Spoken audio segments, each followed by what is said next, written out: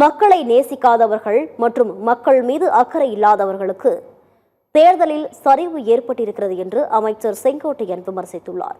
கோவை விமான நிலையத்தில் செய்தியாளர்களை சந்தித்த அவர், குழந்தைகள் முதல் பெரியவர்கள் வரை மாற்றத்தை விரும்பினர். தூய்மையான ஆட்சியை முதலமைச்சர் விஜய் கொடுப்பார் என நம்பிக்கை தெரிவித்தார்.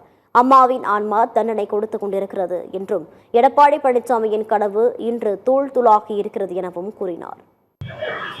தலைவர் மீதும் மக்கள் மீதும் அக்கறை இல்லாதவர்களுக்கு தான் இந்த சரிவு இப்போது ஏற்பட்டிருக்கிறது. ஏனென்று சொன்னால், அத்திக்கடை ஓனாட்சி திட்டம் வருகிற போது புரட்சி தலைவர் படம் தேவையில்லை, அம்மா படம் தேவையில்லை, என் படத்தை வைத்து நான் தான் அதை நினைவூட்டி காட்டுகிறேன் என்று பாராட்டு குற்றத்தை பெற்றவர் இன்றைக்கு எங்கே இருக்கிறார் என்பது நாடு தெரிந்து கொண்டிருக்கிறது. இன்றைக்கு என்னுடைய படம் என்னுடைய பாக்கெட்லேயே அம்மா படம் தான் இருக்க. அம்மா படமே வேண்டாம், தலைவர் படமே வேண்டாம், என் படம் இருந்தால் போதும் என்று என்னுடைய கனவு இன்றைக்கு தூள்தலாக்கப்பட்டிருக்கிறது. ஏனென்று சொன்னால் அவருடைய ஆத்மா இன்றைக்கு தண்டனை கொடுத்துக் கொண்டிருக்கிறது என்பதை நாடு அறிந்து கொண்டிருக்கிறது.